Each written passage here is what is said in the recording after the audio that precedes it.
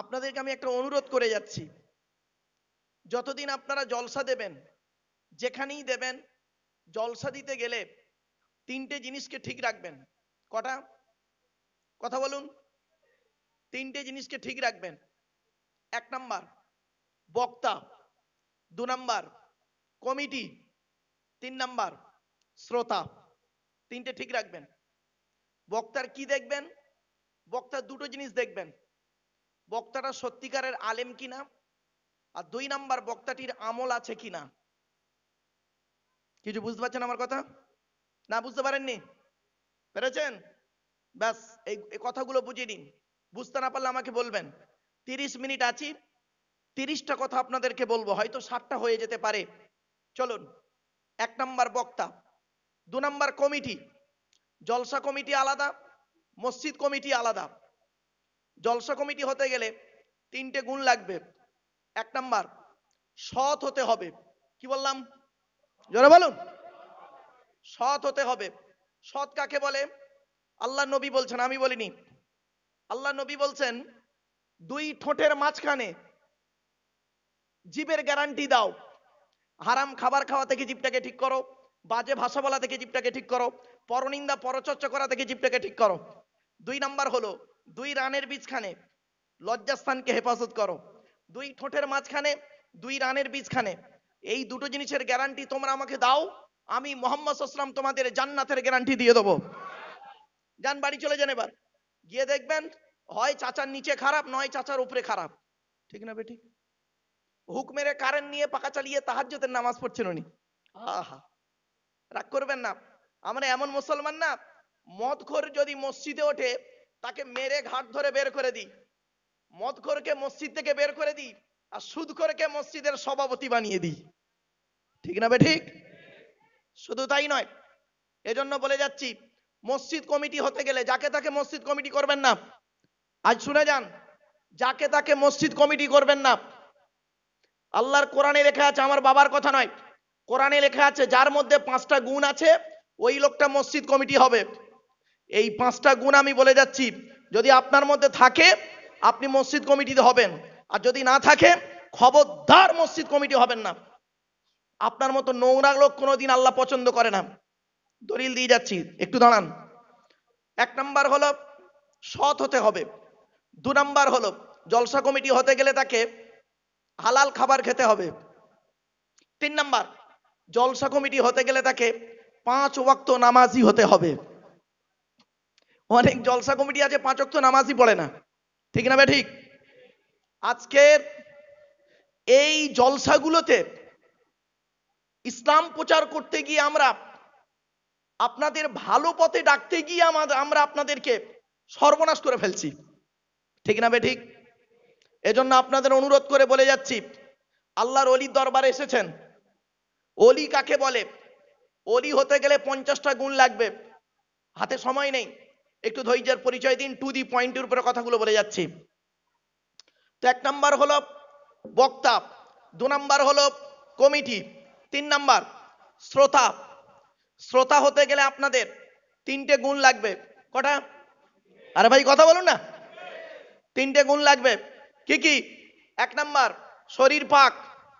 তো আপনাদের শরীরগুলো সব পাক আছে, কেউ না পাক নেই, তবে অনেকের এখন অজু নাও থাকতে পারে, এটা হতে পারে। দুই নাম্বার কাপড় পাক। তো আশা করি আপনারা যে যেমন কাপড় পরে আছেন প্রত্যেকের কাপড় পাক আছে। তিন নাম্বার জায়গা পাক। জায়গা পাক, এই যে প্লাস্টিকটায় আপনারা বসে আছেন, আচ্ছা এটা আমার মনে হচ্ছে প্যান্ডেলওয়ালাদের। ঠিক না বেঠিক? শুনে নিন, প্যান্ডেলওয়ালারা জীবনে কোনোদিন এই প্লাস্টিকটাকে 3বার করে ধোয় না। আজকের এখানে পেতে দিয়েছে, কালকের শ্রাদ্ধ বাড়ি, খানা বাড়ি, মরা বাড়ি, সব বাড়িতে যাবে। আবার এখানেই দেখবেন জলসা হয়ে যাবার পরে হুজুর কেবলা যখন মোনাজাত করবেন, কমপ্লিট হয়ে যাবে, তাবারুক দেওয়া হবে। তাবারুক দেওয়ার সময় দেখবেন কত লোক জুতো পায়ে দিয়ে উপরে চলবে। আবার এলাকার যত কুকুর আছে দেখবেন দু একটা হাড় পড়ে থাকলে কুকুরগুলো এসে কামড়াকামড়ি করবে। আবার এই জায়গাটা, এই প্লাস্টিকটা আবার ওই জলসাই মানে ওই প্যান্ডেলওয়ালা আগামীকাল পাশের গ্রামে জলসায় পেতে দেবে। ঠিক না বেঠিক? একজন সত্যিকারের নামাজি মুসল্লি মানুষ, যার শরীর পাক, কাপড় পাক, এই প্লাস্টিকটার উপরে বসার কারণে তার কাপড়টা নাপাক হয়ে যাওয়ার সম্ভাবনা খুবই বেশি, ঠিক না বেঠিক? তাহলে কি করার দরকার ছিল? এই প্লাস্টিকের উপরে মসজিদের মুসাল্লাগুলো এনে বিছিয়ে দেবেন, আর দিয়ে লিখে দেবেন গেটে, বিনা অজুতে প্রবেশ নিষেধ। অলির দরবারে বেয়াদবি না করাটাই ভালো। চলুন এবারে আসছি আলোচনার বিষয়। বলে দিই মসজিদ কমিটি কে কে হবে, বলবো? বলবো মসজিদ কমিটি কে হবে? যাকে তাকে মসজিদ কমিটি করবেন না। কোরআনে আছে, ইন্নামা ইয়ামুরু মাসাজিদাল্লাহ মান আমানা বিল্লাহ ওয়াল ইয়াউমিল আখির ওয়া আকামাস সালাত ওয়া আতাজ যাকাত ওয়া লাম ইয়াখশা ইল্লাল্লাহ ফাআসা উলাইকা ইয়াকুনু মিনাল মুহতাদিন। 10 নম্বর পারার 8 নম্বর পৃষ্ঠার 9 নম্বর লাইনে সূরার নাম সূরা তাওবার 18 নম্বর আয়াতে। মনে রাখবেন, আপনাদের কিছু মুখস্থ থাকুক বা না থাকুক, অন্তত বাংলা মানেটা আপনারা মনে করে যান। 1 নম্বর আল্লাহ বলেছেন, আমার মসজিদের দায়িত্ব তারাই নেবে যারা, যে ব্যক্তি 100% আল্লাহকে বিশ্বাস করবে, ওই লোকটা মসজিদ কমিটির দায়িত্ব নিতে পারবে। 2 নাম্বার, ওই লোকটাকে কিয়ামতকে 100% বিশ্বাস করতে হবে। 3 number, it is very very important. 3 number হলো ওয়াকামাস সালাত, যে ব্যক্তি 5 ওয়াক্ত নামাজ আদায় করবে। অনেক মসজিদ কমিটি আছে 5 ওয়াক্ত নামাজ পড়ে না, ঠিক না ঠিক? লজ্জা করে না তাদেরকে মসজিদ কমিটি থেকে বের করে দাও। 4 নাম্বার হলো ওয়াতাজ যাকাত, মসজিদ কমিটি ওই লোকটা হবে যে তার উপরে যদি যাকাত ফরজ হয় আদায় করবে। গরিব হলে আদায় করতে হবে না। কত মসজিদ কমিটি আছে দেখবেন, মসজিদের জায়গা, মসজিদের টাকা পয়সা, মসজিদের জমি জায়গা আত্মসাৎ করে খাচ্ছে, ঠিক না ঠিক? 5 নাম্বার হলো মসজিদ কমিটি ওই লোকটা হবে ওয়ালাম ইয়াখশা ইল্লাল্লাহ, আল্লাহ ছাড়া কাউকে ভয় করবে না। এই 5টা গুণ যার মধ্যে থাকবে, সেই লোকটা মসজিদ কমিটি হওয়ার যোগ্য ব্যক্তি। আপনাদের মধ্যে যদি থাকে, মসজিদ কমিটিতে লাইন দেবেন কমিটি হওয়ার জন্য। আর যদি না থাকে, খবরদার দয়া করে মসজিদ কমিটি হওয়ার ইচ্ছা করবেন না, কঠিন গোনা হবে বলে গেলাম আজকের, কোরআনের দলিল দিয়ে বলে যাচ্ছি। এবার আসছি, মসজিদ কার ঘর? আরে জোরে বলুন। আল্লাহর ঘর। মসজিদ কমিটি হলো মসজিদে যে নামাজ পড়ায়, তাকে কি বলে? জোরে বলুন। নামাজ যদি সহি করতে চান, নামাজ আল্লাহর দরবারে যদি কবুল করাতে চান, ইমামের মাইনে বেশি করে দেবেন। যে মসজিদে ইমামের মাইনে কম, ওই মসজিদের মুসল্লিদের নামাজ আল্লাহর দরবারে কবুল হওয়া মুশকিল আছে। যদি বললেন হুজুর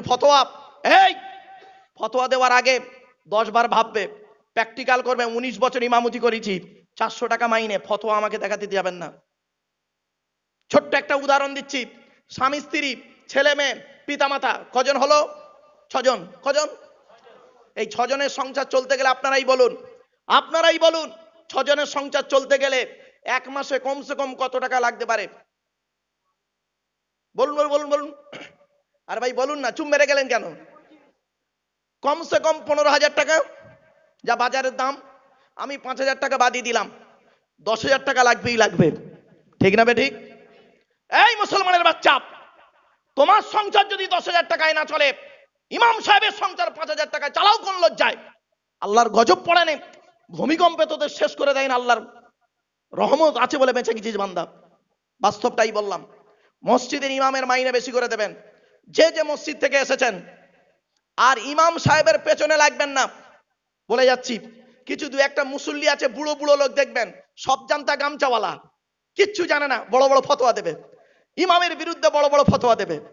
দেখবেন কিছু বুড়ো আছে, 2-1টা বুড়ো আছে প্রায় মসজিদে, ও বুড়োর সঙ্গে ঝগড়া করে পারে না, ছেলের সঙ্গে ঝগড়া করে পারে না, বৌমার সঙ্গে ঝগড়া করে পারে না, মসজিদে আছে ইমাম সাহেবের গোজা মারতেছে খালি, ঠিক না ঠিক? ইমাম সাহেব পাকা ঘরে নেই কেন?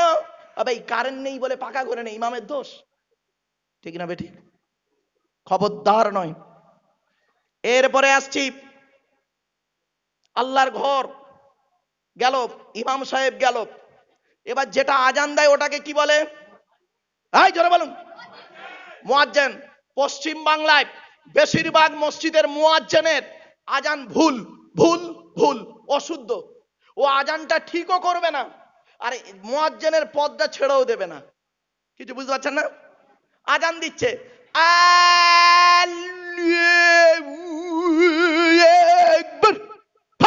বিয়াদব কথা খারাপ, বেরো এখান থেকে।